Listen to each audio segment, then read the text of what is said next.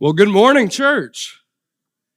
It is good to see all of you this morning. Man, I feel incredibly privileged to join y'all in your worship and your study and your pursuit of God. It is just a real privilege for me to get to come up here and join you guys. You know, I've never been to New England before. I told some people I'd been around Philadelphia for a weekend, and they told me that didn't count. I thought it did, being from Indiana, Texas, Tennessee, a little bit of that. But you know, it's funny, you go different places, and yeah, sure, there are some new nuances. There's a little bit of culture change, but it's still the same church, right? We still worship the same God. We still are singing the same praises, and it's fun to imagine that this kingdom that we are all a part of, you know, it's not held down by boundaries or geography or ideas. It is set free, and we are one united family. And I worship with my family in Ohio today while I worship with you because we are one body praising God, and I think that's an incredible thing. Youth rallies are pretty similar too. Still a lot of goofiness, still a lot of joy, still a lot of fun, and man, we saw the fruit of this youth rally right off the bat. I just loved watching these teenagers reconnect, teens who might not have seen each other since camp time or since they last youth rally even, and being able to come together and remember that you're not alone in this walk. And I know that here in New England, there's a little less percentage that claim to be believers, that are faithfully active in the church, and that can be a lonely path.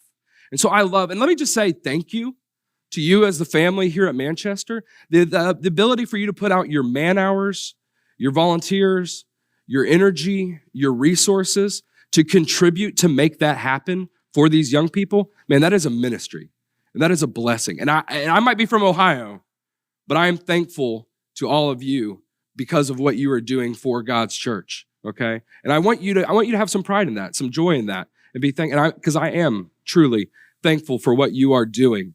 And so, as has been mentioned, our theme for this youth rally this year was "Be Real." Now, you might not know this, but the inspiration for "Be Real" was not just pulled out of thin air.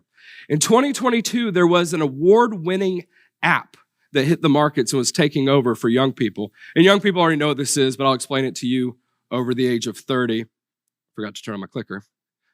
So Be Real, it's really interesting. It's actually, they're calling it anti-social media, and it's running against the grain of everything that Facebook and especially Instagram does. Because you think of those pieces of social media, what you do with that is you take the best parts of your life and you put it for the public to see, right?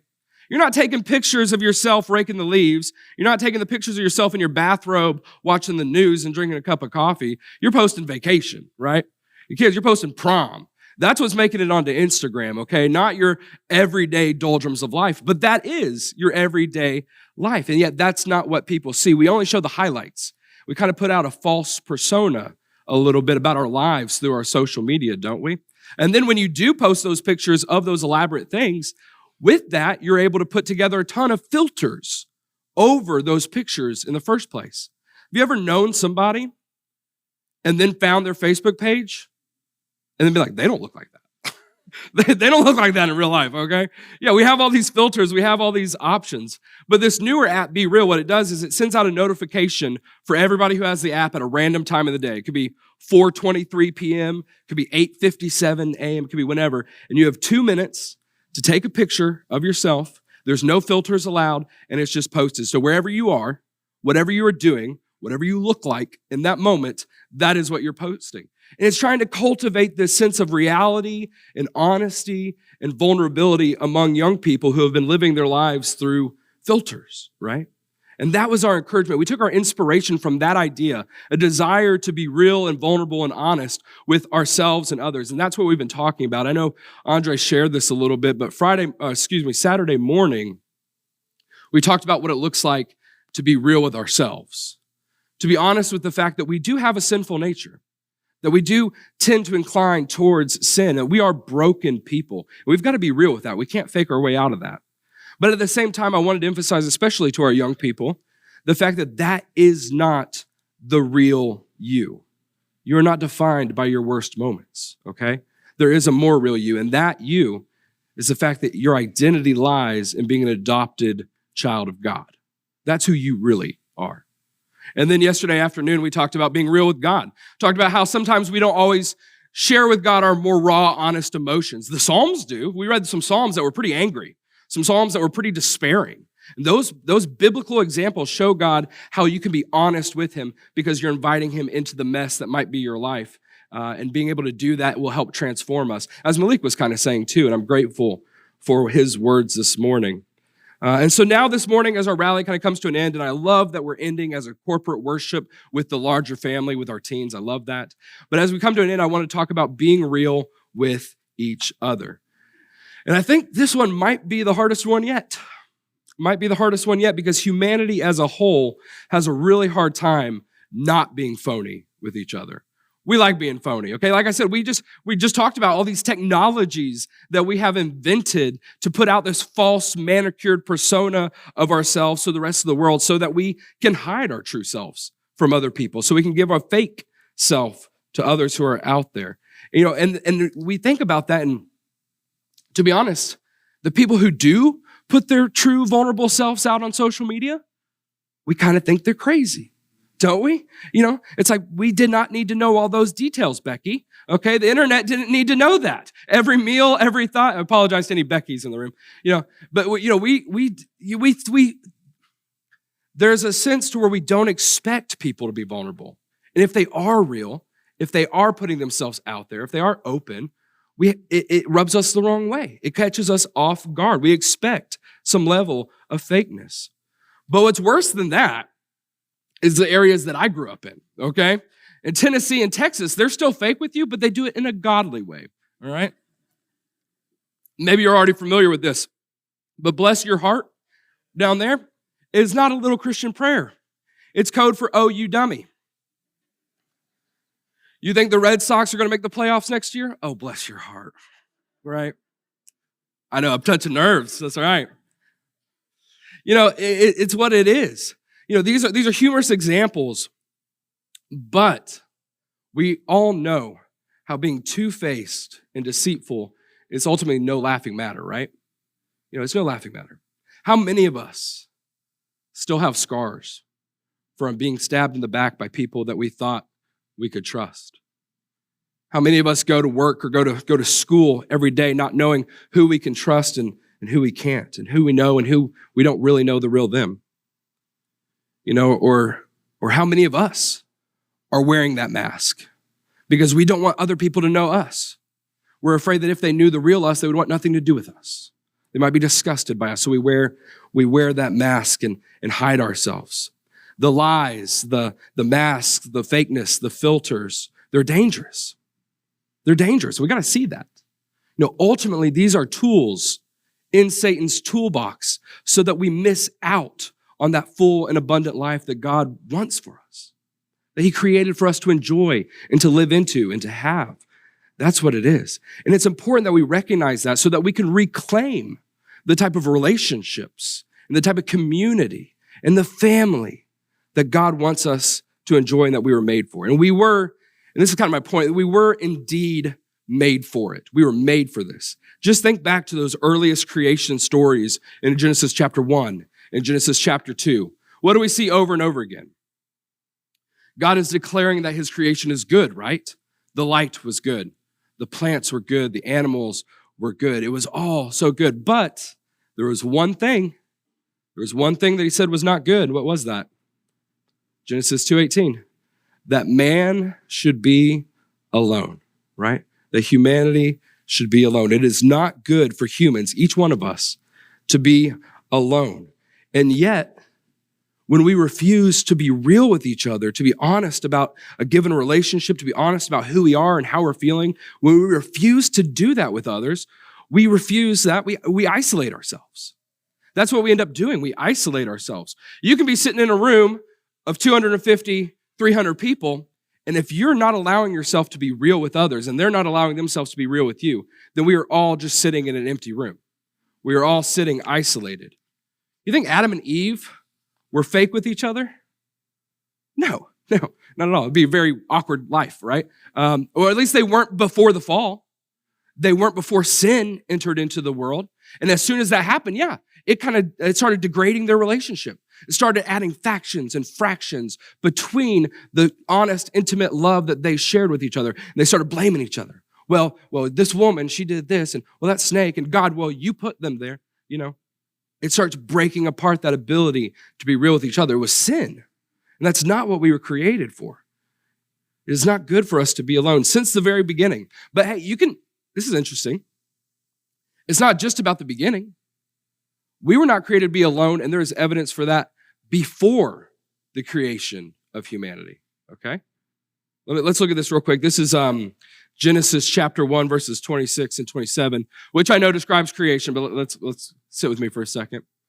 Then God said, "Let us make mankind in our image, in our likeness, so that they may rule over the fish in the sea and the birds in the sky, over the livestock and all the wild animals, and over all the creatures that move along the ground." So God created mankind in his own image.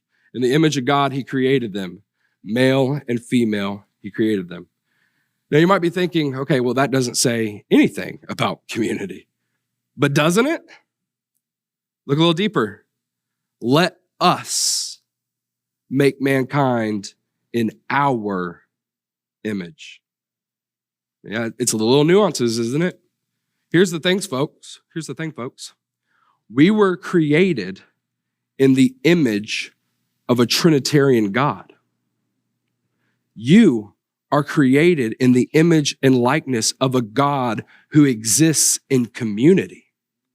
And you were created to exist in community. And I know the Trinity is not exactly a popular thing to preach about these days. It's complex, it's confusing, it's intimidating. But I'll tell you right now, it has so many important implications.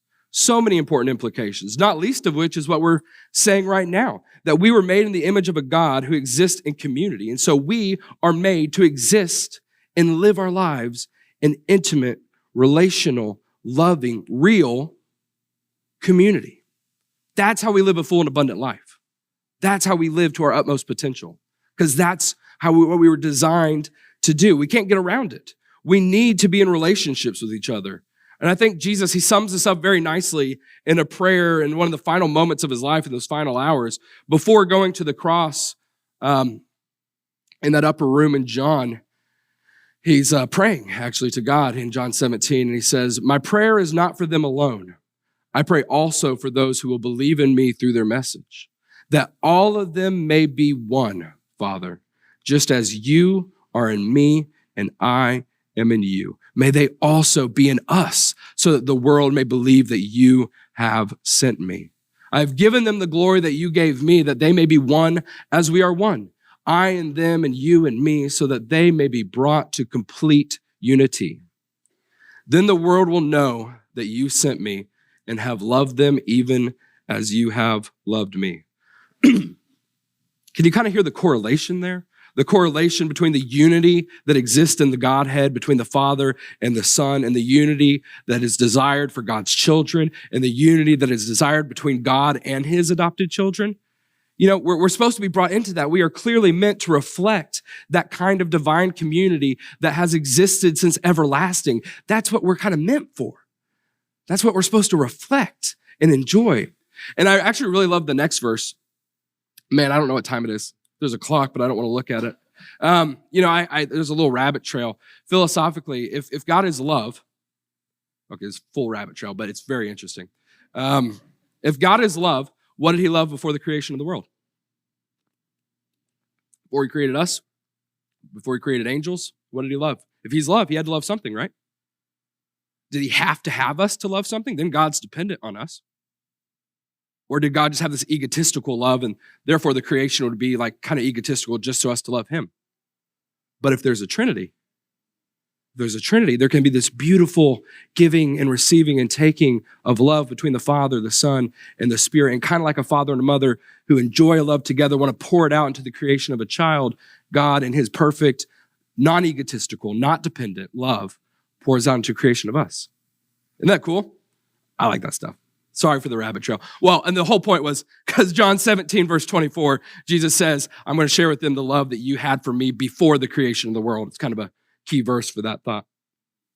So once again, we're created to be truly together because of our truly together kind of God.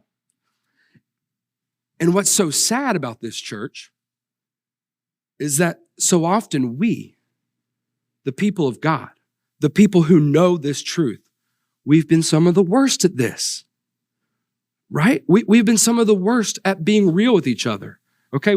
I don't want to burst anybody's bubble, but y'all know this better than me because y'all live in New England. And I feel like it's a little bit more thought out here. But there is a perception and a reputation out there in the world that you and I are a bunch of two-faced hypocrites who lie to each other about being perfect and just fake it on Sundays. That's how we're viewed in the world a lot these days, okay? And like, granted, that's an exaggeration. It happens, but I mean, it is an exaggeration. It's not a fair depiction, but there's always a little truth behind the exaggeration, isn't there? There's always a little truth behind that, okay? And it frankly, it breaks my heart.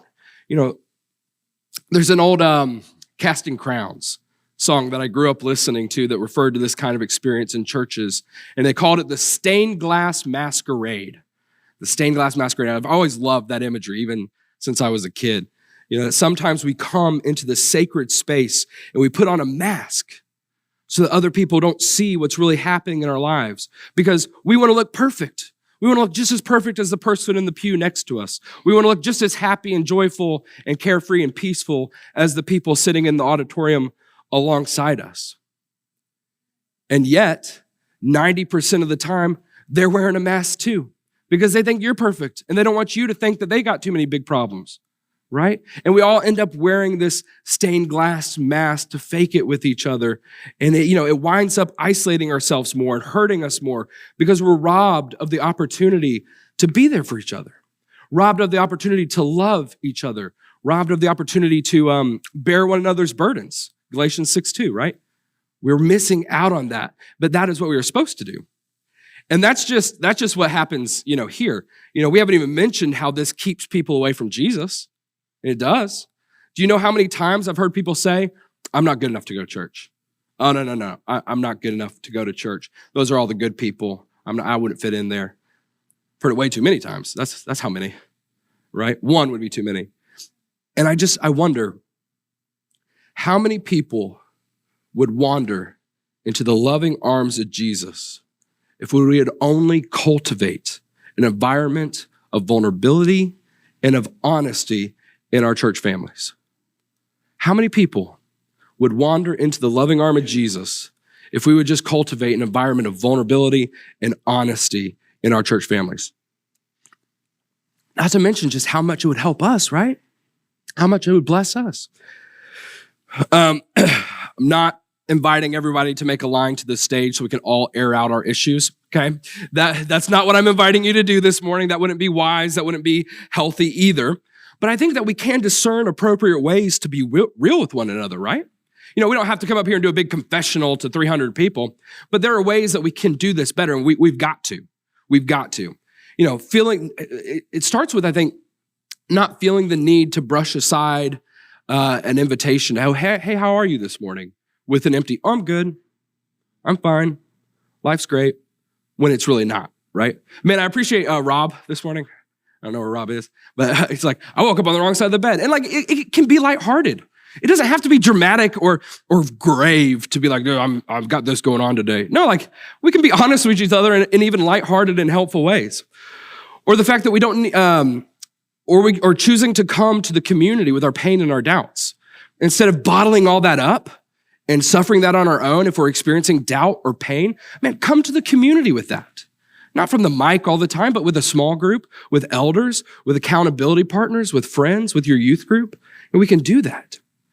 Or also, I think a really helpful thing to do is finding an appropriate space to bear our scars to one another.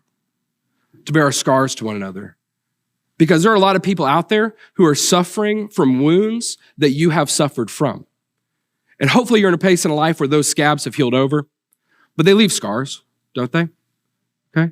And if you can share that with somebody, give them hope that there is healing in their moment, that's huge, right? Right? To show them that there is hope, that there is a journey towards healing because, hey, I've been there. You can see my scars, and yet I'm on the other side. Those are the kind of things that the community of God is supposed to be doing. That's how we live. You kind of see what I'm saying? You can bobblehead me. Yeah. Okay, cool. Just a couple of lines from that Casting Crown song. It's so good, I just want to share them. The performance is convincing, and we know every line by heart. Only when no one is watching can we really fall apart. Or would it set me free if I dared to let you see the truth behind the person you imagine me to be? But if the invitation's open to every heart that's broken, maybe we can close the curtain on the stained glass masquerade, right? It's beautiful. And I know that this is one of those things that's easier said than done, okay? I said that a lot to our teens this weekend. It's one thing to say we want to be a people of honesty and transparency and to be real with one another. It's another thing to actually have to come to someone and face them and say, hey, your comments last week, they kind of hurt me. Easier said than done, right? Or to say to somebody, you know what? Actually, I'm not doing so well. I would really enjoy it if you would pray for a peace of mind for me over the next week as I struggle with this at work or that with work. It takes bravery. That's what it is, courage. I mean, at the baseline, and faithfulness, I'll say that too. I think it's going to take being tuned into the Spirit if we're going to be that real. We're not going to do it on our own willpower, on our own initiative. It's going to take being tuned into the Spirit if we're going to be that real with one another. But I also believe, like I've said over and over again here, that it will lead to the full and abundant life that God has called us to live. I think it will bring good fruit. I think it's a step to help us transform ourselves, our community, and the world as a whole, right? Man, if we can be leaders in the world on being real with each other and showing authentic community in a time of filters, in a time of distance, in a time of electronic connections and not real connections, we could change the world because it is of God. And I mean, really, let me just sum this all out. It's coming to a close here. This is just an invitation to be like Jesus, okay? It's just an invitation to be like Jesus, a man who was real with others everywhere he went. Jesus, he called out those who were oppressive, didn't he? He called out those who were oppressive. He showed mercy to those who were suffering and hurting. He cried when his friend passed away, right? He flipped over tables in indignation. He dined and he celebrated with his friends because that's being real too. He was anguished, he was joyful, he was sorrowful, but he was never fake. He was never fake. The perfect human being, that ultimate example for you and me, was totally real with others all the time. And that's what we should be striving for. And that's not a new lesson for you today. Oh, be like Jesus? Yeah. But just think of how he engaged other people. He was real with them. He didn't fake it. He was real, and that's what we're supposed to be. I love the way that Paul puts it in 2 Corinthians 6:11 through 13. The Corinthians are being a little coy with Paul. They kind of do that sometimes. They're being a little coy with Paul. They're holding him at arm's length. And so Paul, he's writing to them this second letter, or at least the second letter we know of. And he's been very vulnerable up till chapter 6. And he's really kind of showing them his heart. And ultimately he says, we have spoken freely to you, Corinthians, and opened wide our hearts to you. We're not withholding our affection from you, but you are withholding yours from us. As a fair exchange, I speak to you as my children. Open wide your hearts also. That's the invitation, church.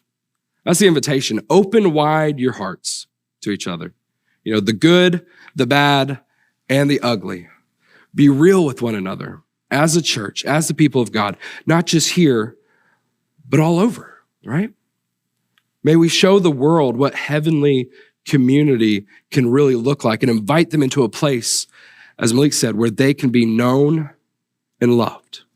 To invite them in a place where they could be known and loved. It's a resurrected community following a resurrected Lord into resurrected life. That's what it is. If you'd like to join that family today, if you'd like to be a part of something more real than anything this world can offer you, we invite you to take a hold of that this morning through baptism. You need only to come as we stand and as we sing.